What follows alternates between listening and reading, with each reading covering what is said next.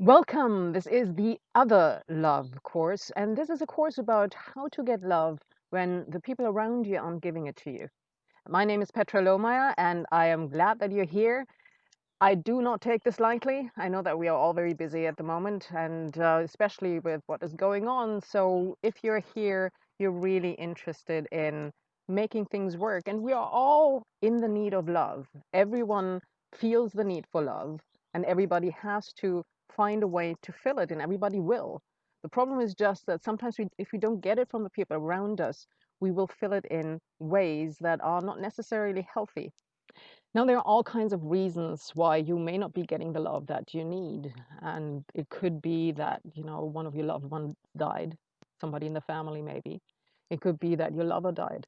It could be simply that somebody changed so much that you have the feeling that their soul died and their behavior changed completely towards you. It could be that you lost a relationship. It could be that for some reason everybody around you seems to not like you. It could be that there's a witch hunt. There's all kinds of reasons, and a lot of times it may have nothing to do with you. Sometimes it does, sometimes it doesn't.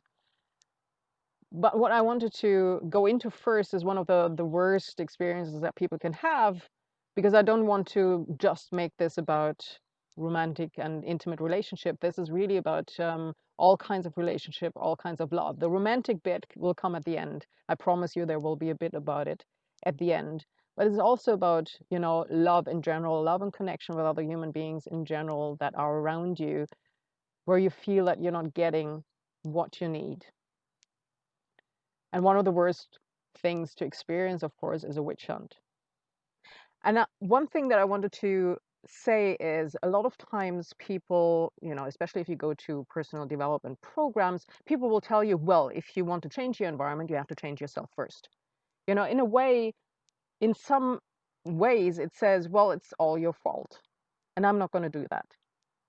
There are times when it may be your fault that people don't love you because you've done something or there's a misunderstanding that could have cleared up. But sometimes there are times when it isn't your fault, when you're actually not loved because you did the right thing. And we're going to get into this a little bit later. So this is a completely no fault course, but it is also a course that can give hope, that can show you what other options there are, and that it's not a bad thing sometimes. If you are being diverted from where you were focusing on solely the whole time, and you get to see around and look around where else love is being found, because there are so many sources of it. So basically, how this will work is, this is a short introduction, and I've done this before, so this is going to probably be a little bit shorter than the first one, because I missed to push the record button the last time, but I still wanted to put this online so that people have a little bit of an idea of what's happening. So this is going to be an introductory session. The next session is going to be how to get love in the short term from many different sources, because it is really important to have it in the short term so that you don't go to any kind of sources that are not necessarily healthy, which we will come to. Then the next session after that is going to be an analysis to see where are you. Very frankly, is there something that you can do with yourself, or is there something that you can do to change the environment? Sometimes it is a mixture of both. Sometimes it's either or the other. And then we're going to take a look at the long term, what you can do in the long term, what the options are. So you can make a plan to get to the place that you really want to be, while in the short term, you're still getting the love that you really need and that you really crave. And then the last session is going to be a recap of all of it.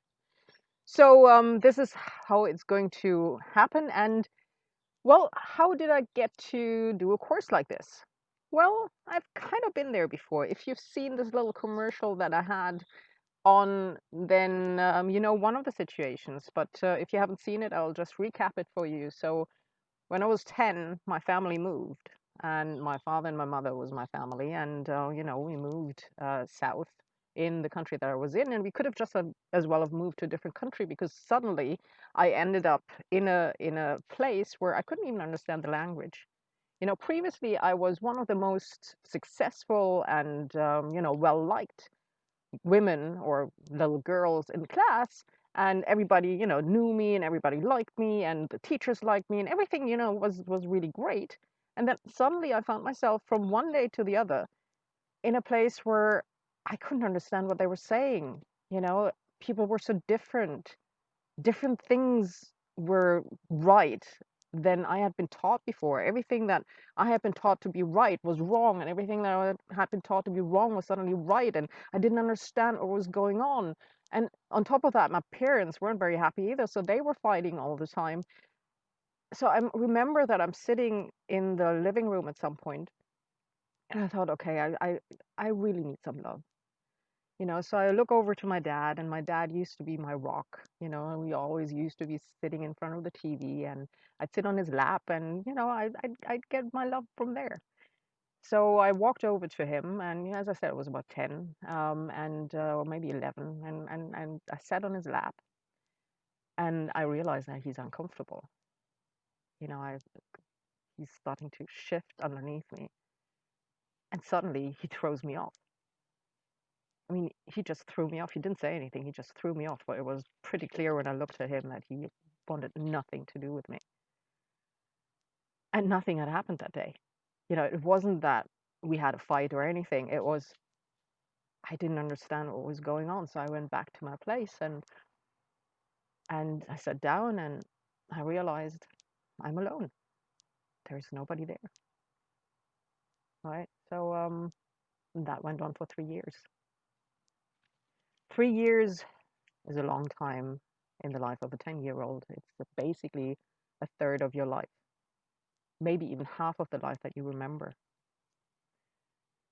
So that was a very difficult time. What actually had happened was that it had nothing to do with me, what my father did. He had an experiences, and I don't want to, go into the details of it, or, because it's his privacy, but there was something that happened in his childhood, and he didn't want to repeat it with me. So in a way, he was trying to protect me by pushing me away. But of course, I didn't know that at the time. I didn't know anything about it. I only found out by accident, basically decades later, because I was talking to somebody. My mother didn't know until, a few years ago. And that was probably because of a book that I wrote. Anyway, so, which I didn't, I didn't out him or anything, but I think he outed himself to her when he read it. So, anyway, so it was a very difficult time for me. And just to show you how I got out of it wasn't by working on me and becoming a better person. I wasn't a horrible person at the time. I didn't fit in, but I wasn't, I wasn't doing things that were creepy or horrible or being horrible to people. I was actually trying to please people the whole time. The only way it stopped was when I ceased caring. And I ceased caring because I found another group of people who were actually very tolerant. It was a church community, and I was getting, my confirmation done as a Protestant. So I entered that community. I had to go there, and I suddenly found a community that loved me. I didn't fit in there either, but they tolerated me, and they thought I was kind of weird, but that was kind of interesting too. And so they loved me. I got my love from them. And in the meantime, I had also gotten love in different places. I was a pretty good badminton player. And so that basically became life and death for me, because suddenly, at least in the country that I was in, it's good to be good because people want to be your friend. So I became a very, very good badminton player. I won the state championship in singles and doubles because of it. But it also put an immense amount of pressure on me, because if I lost a game, it was the same as losing love, right? So I mean, there was so much pressure, but there was also my first cat, who gave me the love that I craved. And that is how I developed a bond to animals that is so deep now, that in many ways it is very surprising to people that, their pets, for example, are a lot of times much closer to me within a week or two than they've ever been to them, because there is just a bond that I developed at the time. But anyway, so that is one of the things. And so basically, I went to this church community, and they were such loving people, so that I didn't care anymore what was happening at school or what was happening at home. I basically spent my entire time after school there, and I was only thinking about all the stuff that was happening there. And you know what happened at school? I mean, at home, it didn't really change, but what happened at school was that suddenly people came up to me and they wanted to be my friends. They didn't bully me anymore. And they told me that suddenly I had been such a nice person. And I didn't understand why, because, I just when I stopped caring about what they were thinking about me, I mean, there could have gone a bomb off and I wouldn't have cared. Suddenly they thought I was a nice person. Now, I'm not telling you, please don't care about people and they like you. You know, it may be have been a tactic that worked at the time, but what I realized was the lesson number one. If you are a subject to a witch hunt, for example, don't feed the beast. Because the more attention you give a problem, the more it lives. It needs energy in order to live. And I was feeding the beast because I was thinking about it. I was, thinking how unjust it was that everybody was so mean to me, and I was trying to analyze it and all of these things. Once I stopped doing it, the problem went away. So lesson number one, don't feed the beast. Now, why do people bully? There is a theory, which is called the six human needs, which I can't really explain here because I'm only authorized to explain it to less than 10 people, or 10 people or less, and I don't know how many people are going to watch this course. But it is one of the theories from Tony Robbins, which was, I don't know if it was based on one of the other theories, but there are other theories out there also that list these needs, only he added a few distinctions to it that actually make it incredibly useful to analyze people. And some of the needs are certainty and significance in people. Now, here, what the matter was at school was significance. I was different, so people a lot of times, if they want to feel better about themselves, they drag somebody else down. So if you are different, they can just say, oh, you're doing everything wrong, so they drag you down. I was different because in the school I was brought up in for 4 years, as a child, I was taught to be respectful to the teacher. I was taught to be quiet in school. I was taught to raise my hand. And the teacher was incredibly discipline driven, but on the other hand, she was fun as well. Nobody would have dared to talk in her class. Like, we would probably have been expelled. But on the other hand, she had all these little competitions, that if you did something in math, for example, then you had to run in front of her and show her the result and show her if it was right or not. And we had fun with that. I mean, probably the people who weren't that good at math, probably not, but we did have fun with that, and that was what you were supposed to be. So when I went to that second school, and on top of that, I was always with the guys, because with the girls, it was kind of boring. They were playing with dolls and stuff, and I didn't, that didn't really do anything to me. I wanted to climb trees and I wanted to do all this, interesting stuff and do judo and, and play with balls and stuff. So I was always with the guys, right? But then I went to this new school and suddenly all the boys said, oh, girls, all the girls said, oh, boys. And I was going, to the boys. And on top of that, I was actually participating in class while everybody else was just talking. So they thought that I was a geek, basically, which I was, but that is how I was brought up. That was what was told to me for 4 years and ingrained in me was good behavior. So I didn't really understand, but I thought, okay, maybe the teachers are going to help me. What really shocked me was when, after the first year, I got a bad grade in behavior, and I went to the teacher and said, why? I'm participating the whole time. I'm doing all these things. He said, because you're not talking to your neighbors. So basically, by me showing them respect, or what I thought was showing respect, they thought I was being antisocial. It was the last time that I ever listened to one of those teachers, to be honest. And it worked quite well because I started, just talking. I think about at the same time or a little bit later, the thing with the church happened. And then, the people at school were becoming normal towards me as well. So I was talking the whole time. I mean, I was just going wow, wow, wow, wow, wow, until I went to America. And there you had to be quiet again for a year. And I was quiet and I was respectful. I went back again and I was talking again. Exactly how the teachers and the students had basically told me I had to be in that culture. And when I graduated, there is actually a comment in the yearbook which says, one of the teachers, the very teacher who told me that I had behaved badly because I didn't talk to my neighbor, um, put a quote into the yearbook saying, "Can you please turn the radio off?" And that was me. I was the radio, right? Because I was chatting to everybody all the time, while at the same time listening to the teacher, making sure that I would still have good grades. But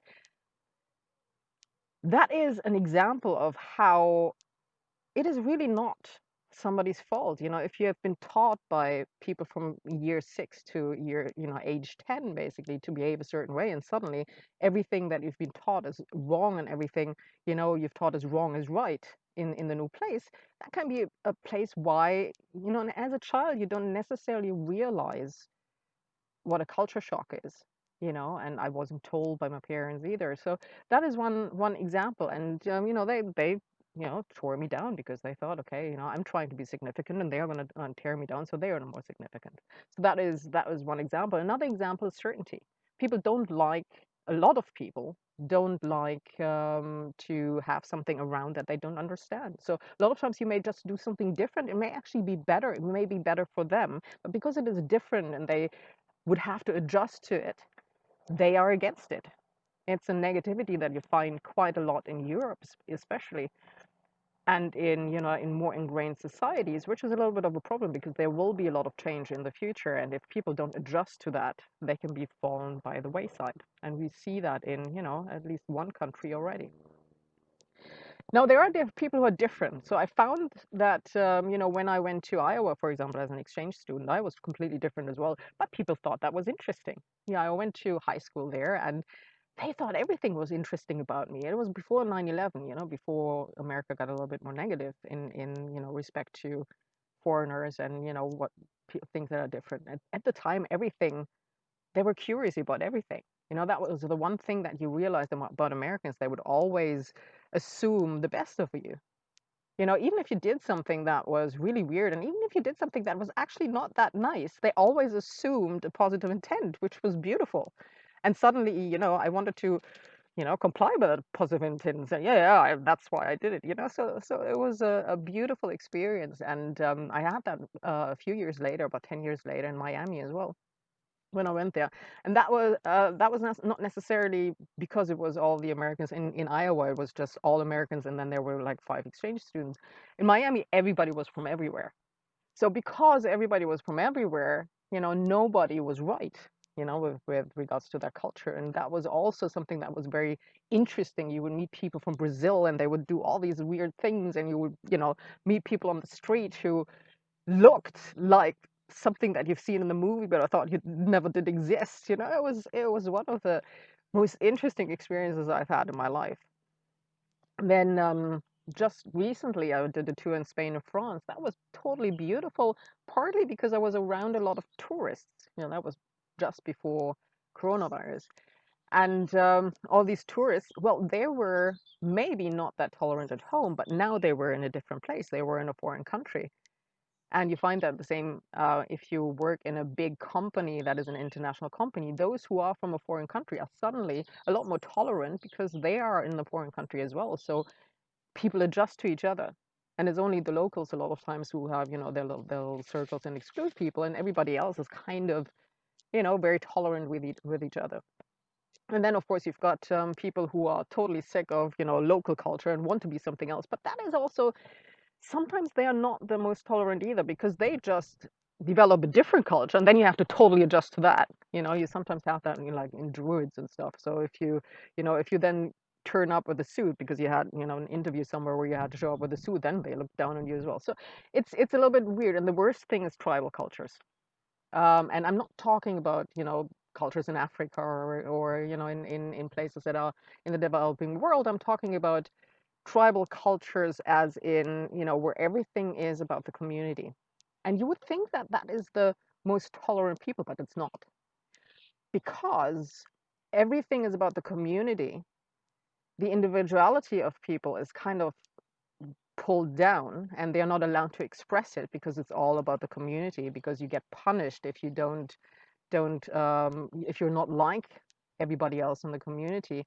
And so people have the feeling that they cannot express their individuality, and if somebody else expresses it, then they're jealous, and then they're tearing them down.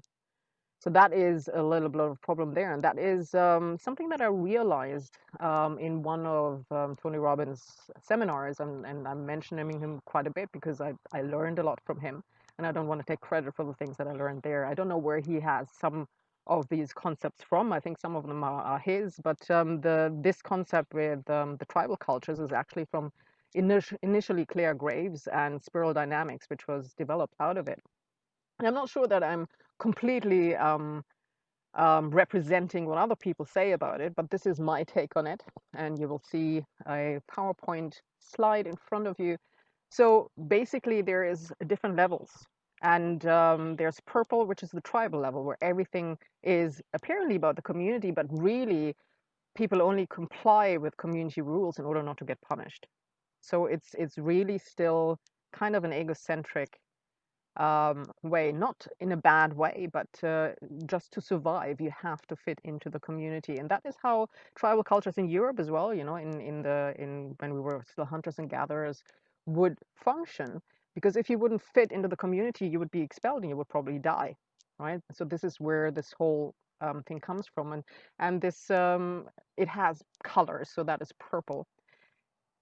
To develop out of that, you have to become a power god. You basically have to become selfish, because if you and look for significance and basically value significance as a value much higher than anything else. And these different stages are gone through by children a lot of times when they develop, and some people stick with one stage and don't develop further.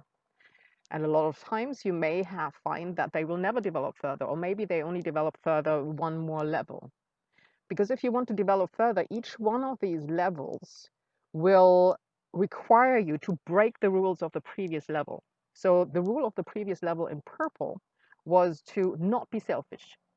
They were egocentric, but you have to at least give the appearance of doing everything for the community, right? So it's a very appearance driven culture in order to fit in there. To be read, to be a power god, you have to just be selfish and show it. So that is what you will find a lot of times in dictators, for example. Tribal is more, you know, tribal cultures a lot of times are, you know, football clubs, for example, or it can be certain countries, you know, the culture in certain countries. It can be village cultures, for example. It can be tribal communities in, you know, in different countries. Power gods are basically, they can be, no, usually they're not good. You know, it is a stage that is necessary in order to grow out of the purple stage, but it is a very egocentric stage. They will do things just for themselves. You know, you will find them in investment banks a lot of times. You will find them in, you know, in a lot of the professions that are very much about money and power. You will find them in rulers of countries if they are less developed. You know, I mean the ruler, not the country necessarily. You will find them in, you know, like certain tribal communities can also become power gods within the bigger community of people, right? Now, to get develop out of that power god stage, you go to blue, which is you finally realize that if it's only about you, then, you know, at some point everybody's going to fight each other and you're going to destroy each other. So at some point you realize rules are necessary, and that is when it becomes more people centric and a little bit more social, and that is the blue stage. In the blue stage, that's very much like people see Germans, you know, a rule is a rule is a rule is a rule. And I can say that because I am German and I am actually trained as a lawyer, as a judge, actually. A rule is a rule is a rule. And a lot of times people don't even look at why the rule exists. It just is the rule, and that is what you're doing. So that is a very blue outlook. You will find that in the army a lot of times as well. It's very hierarchical. And you have to break with the whole mantra of the red, that everything is about you, because it's about the rule, it's about society again, right? The next stage after that is entrepreneurial, is orange. And there you will find that a lot of entrepreneurs will break a lot of rules. And they will break the rules, hopefully, if they're good entrepreneurs, they will break the rules because in some instances, the rules don't make sense. You know, rules are made for a certain situation. and they have to be made for a broad variety of situations, and sometimes there are exceptions. So it is better for society, for people, for everyone to break the rule in that particular case, right? So to think of an example, for example, is you should be standing at a red light and you should not be going over. That's what the blue guy says. But if there's a car driving towards you and it's losing control and it's driving right into the red light, then you better go over to the other side of the street instead of just standing in next to the pole where you're going to be run over. So that is a very drastic example of how you should be breaking the rules in certain areas. But other examples as well, right? So that is orange, which is entrepreneurial, which is also more social because they are creating jobs, but sometimes it's ambivalent. It can be, because it's very people-centric still and not world-centric, it can be a selfish drive, there can be red in there, but it can also be a very social drive. So entrepreneurials are, sometimes they are, very ego-driven, sometimes they are more social-driven, but more tribe-driven, sometimes they are nationalistic-driven, and sometimes they are international. So, and now, just now, you find some entrepreneurs who are also looking at world-centric, but that is the next stage, really, green. Green is social and environment, and that means you don't only look at money anymore. You don't only look at, how much profit you can make. You also look at the impact that you have socially, environmentally, in a much bigger context, right? So that is world-centric, that is green. Then the next stage is yellow, which is flex flux. Just basically you can turn to each one of these different stages and basically decide what fits you best, right? What is best for a certain situation? Because if you deal with certain people, you may want to use purple, and with other people, you may want to use orange. With other people, you may want to use blue, depending on what situation you're in. And turquoise is the last stage of development, which very few people have apparently, which is universal oneness, where you see where everything has a purpose, right? So if you are in these different environments, purple, for example, in purple and in red, you will find witch hunts. If you have these kinds of environments, a lot of times it may not be your fault, especially in red. If you do the right thing, you may be persecuted for it because you are, counter the egoistic interests of red or the egoistic interests of purple to keep everything the same, within the community. In blue, you will have less of a witch hunt, but blue may use purple and red in order to get you in line and get them to witch hunt you in order to bully you into submission, right? Orange and green, you kind of don't find that anymore because people have developed out of it. Then you have more like conflicts with people directly. They may still bully you, but they don't necessarily always use others. Orange may still, green will not, right? So this is, where bullying and witch hunting and stuff, where you find this. And the reason why I'm bringing it up in love, of course, is because it's the worst case scenario. If you've lost love for whatever reason, like I lost when I was a child. There are other reasons why you can lose love. You can, somebody may die, or the soul of somebody may die, or there are other reasons why you may lose love, but this is, one of the worst scenarios, which may come on top of what you've already experienced as a loss of love. So the effects, if your child, for example, is being bullied, maybe you have never been bullied and you don't understand how it feels like. But the worst effect of it is the loss of self-worth and self-confidence, because victims think it's all their fault. And there's a reason why they think it's all their fault, especially children, because there's no shortage of people telling them it is your fault. People will keep telling you it is your fault, even if it is their fault, because they are just being intolerant or because they are just being selfish. There will be authorities who will think it is your fault, especially in tribal communities and sometimes also in blue and red communities. They will tell you it is your fault. And also, people partly see themselves through the eyes of others. So if you are being witch hunted by somebody else, you will kind of see yourself as they see you, and then you don't love yourself because they hate you. That is kind of what mirror neurons unfortunately do as well. Now, other effects, fear of emotional or physical pain. Emotional pain is quite clear. Physical pain is, sometimes bullying is accompanied by being beaten up, right? Fear that one's loved ones will be harmed. I've had it before, that somebody was threatening those that I loved in order to get to me. That's something very, very cowardly.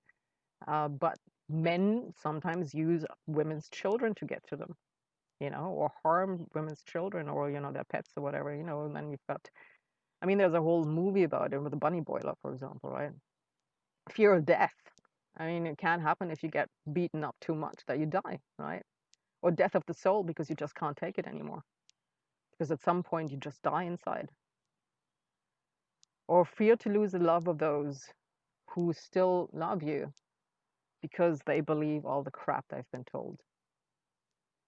And that is the worst.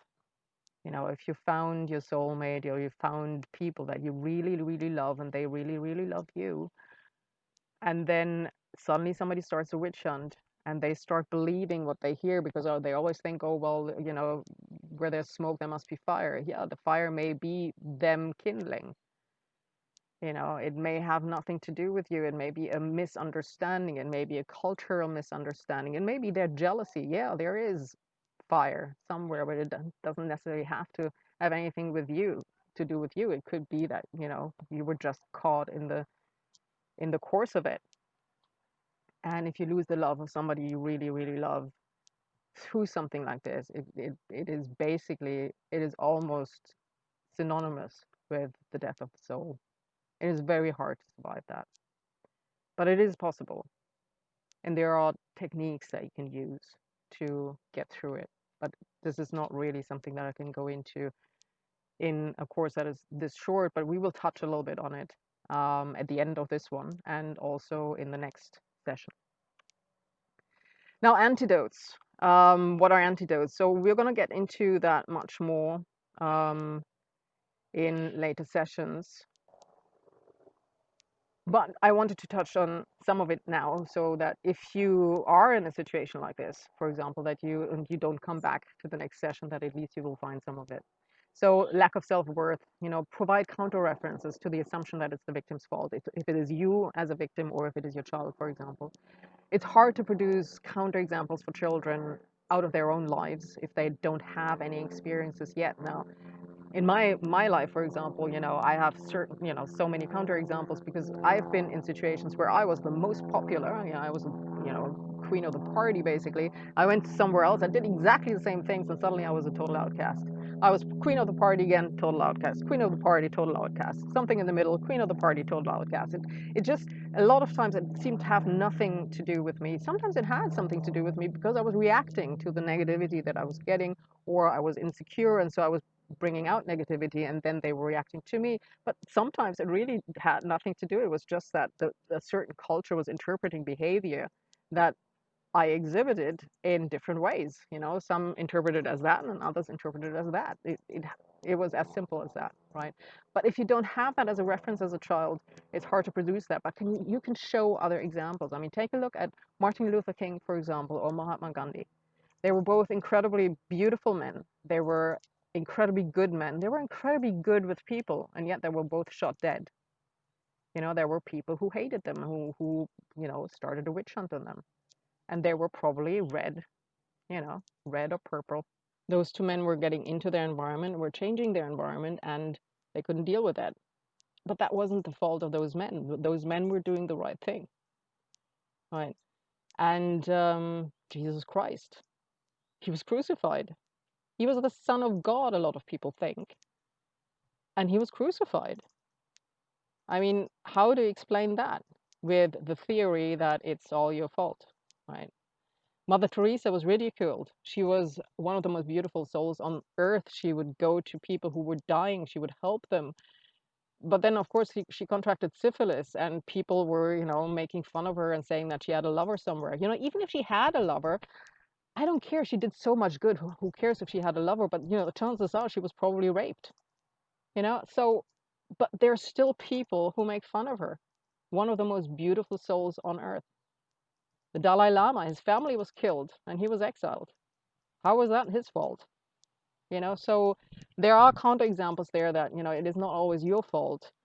And, it's not only that this happened to the Dalai Lama when he was a child and when he wasn't developed yet. He is one of the most beautiful souls on the planet, and he's still exiled, right? So it has nothing to do a lot of times with you doing something wrong. It may have something to do with you doing something right.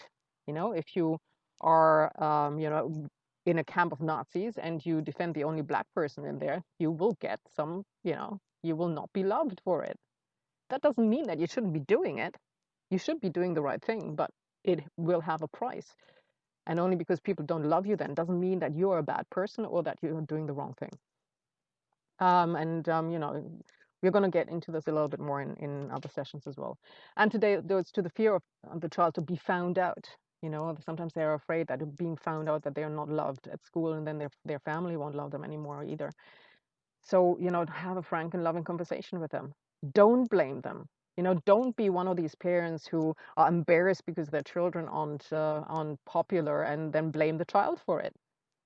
Don't do that. It just adds insult to injury, and it will not improve the situation. Try, if you think it is your child's fault, try to help them adjust their behavior, but not in a way that you say, oh, you're just unlovable. Just be frank with them that you will love them no matter what. And then, help them to maybe adjust to the situation if they can. It may not even be their fault, but they can still do something to improve the situation, right? Fear of emotional pain and death of the soul. We're going to have a session on that. This is going to be covered in sessions 2 to 5. And fear of physical harm and harm to one's loved ones. It has happened to me once that I was doing the right thing. I was working on the project, and people thought that they were going to, that the consultancy I was working for would be pulled in if I was successful on that project. So they wanted to sabotage the project. So they threatened me to kill one of my loved ones, one of my pets. And it was a very important project for the company I was working for. So that if I wanted to do the right thing, I had to finish that project, and I had to finish it successfully, and I did. And 2 months later, he was dead. And I kind of should have seen it coming, because the person they used for it, or probably used for it, I don't have proof that it was actually them, but it was a very, very, weird coincidence, and the animal was very, very quickly dead. And plus, somebody came to me afterwards and said that they had put poison down. I do have that as proof as well. But I should have seen this coming, because there was somebody, where the poison was put down, that person had been threatening me for, years, basically, and had displayed threatening behavior, and I didn't move, and I should have moved earlier. So lesson number 2, don't wait for the damage to materialize or become permanent before you move. Sometimes you do have to not just change yourself, but you do have to change your physical environment, especially if it has nothing to do with you. If there is an issue there with somebody in your environment, change that environment before everything goes south. Now, what comes next? So this was just a short introduction into, when it comes to bullying and just general love. I haven't actually talked about, romantic love yet. But what comes next is, I'll cover that at the very end. What comes next is first, to show you what comes in the next few sessions. So the next session is going to be on how do you manage the short term when you don't get love. Say you're being witch hunted, or you're in a situation where you're completely alone somewhere, I don't know, stranded on an island or something, or in a prison somewhere, or for whatever reason, the people around you are not giving you what you need, because they may be, all into their own problems. There are a lot of things that you can do. There are a lot of ways that you can get love. And sometimes some of these ways are actually, you will find that you're almost happy that you didn't get the love where you were looking for it, because before then you only had tunnel vision. You were only looking at that one source of love, and you missed all the other sources. There's so many sources out there that are beautiful, and we will discover a whole lot of them in the next session. And I'm really looking forward to that. And it is something, there are some treasures in there. There are some things in there that you may not even know about. And I'll kind of touch on that at the end here as well.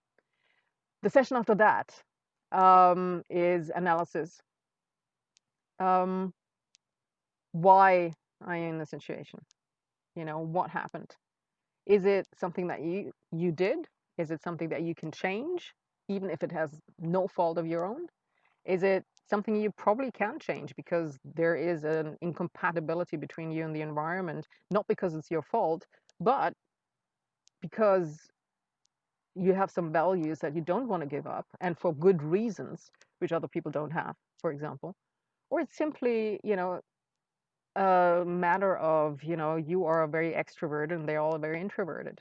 That can be a very big problem for an extrovert because you cannot express yourself because they all think that you're being aggressive and that you're worrying them, which means that as an extrovert, you will become depressed because if you can't express yourself, the energy will turn against you, you know.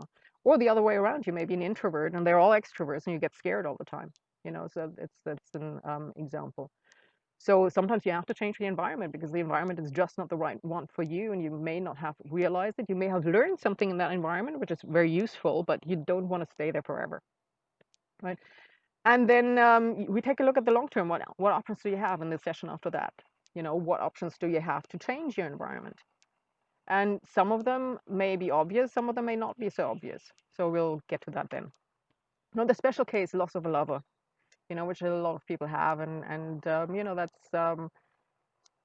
it can be devastating, and you can get very hurt, and you can, especially if it's not, it doesn't matter if it's a death really, and you think that death shouldn't have happened, or if it's, the breakup of a relationship, especially if a witch hunt is involved as well.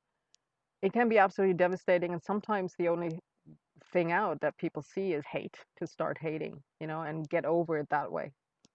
What I would say, submit to you, is keep loving. And we'll get to that in a later session. That doesn't mean go stalk him or her. It doesn't mean, follow them around all the time. What it does mean, though, is don't give in to the feeling of hate. Keep loving. Do things outwardly, maybe, if they are appropriate, if you can help them in some way, sometimes even without them noticing it or without them realizing what you're doing, you can sometimes help them. Sometimes it is just about you not expressing something, and sometimes it's just about loving and giving them love, because one of the things that happen, if you truly keep loving no matter what, the rewards are incredible. It Something happens inside of you that you couldn't have anticipated. And there's a beautiful, beautiful book by Deepak Chopra, which is called The Path to Love: Spiritual Lessons for Creating the Love You Need. And you'll find it on Amazon. It's not an affiliate link of mine. I don't get anything by recommending that book to you, but it will show you what one of the beauties of keeping loving. And people think that you have to be, married in order to experience what he's describing in the book, or, have to have a relationship that is stable. Actually, you don't. Actually, you can get there even when the other person doesn't play ball, or doesn't play ball in the way that you think he or she should. You can get there. There is another level to this, and it's very difficult to describe if you've never seen it. So you have to keep loving, and for quite an extensive period of time, which can be extremely difficult, especially if he keeps rejecting you, and people around him may be giving, or people around him may be giving you the impression that he's rejecting you, and people are being really mean to you and stuff. If you keep loving and you keep getting at it because you know that there's a treasure there, you know that there's something there that you're supposed to be discovering, whether what happened was meant to be or not, if you just keep loving, you're going to get there. And it is one of the most beautiful experiences that I've ever had. And it opened up doors for me outside the relationship as well, internally, that I absolutely treasure. So it is something to consider. We will get into this whole, love, and what types of love there are in the next session. But I just wanted to submit to you, this is really something that I would recommend doing. Keep loving, don't hate, because whatever emotion you put out there, you will feel yourself. If you keep hating, if you keep thinking about revenge, that is the feeling you will have. all day long. But if you do keep loving, even if it hurts, you do get that love yourself as well. It comes through you, it goes to the other person, but it first comes through you. So this brings us to the end of today's session. And so please share what your experiences are. Share to other people if you want to, if you know somebody who could really use this right now, or maybe be able to use this in future. I don't know anybody who doesn't sometimes crave a little bit more love, no matter if they're married or not married, if they have children. There's always situations where you crave a little bit more love. If you have questions about the content, please do contact us. Um, Tell us your experiences and questions you would like answered. We've got a Facebook group, which is called Nivelle, Getting Love. And you can share all of that there. It's not necessarily always monitored, but we try to get back to it as soon as possible. And we will also feed this into the next session. So thank you very much for sticking with us. And I look forward to the next session. The next session is where you get love in the short term when you're just not getting it. And there are some beautiful treasures in there. So I look forward to seeing you there.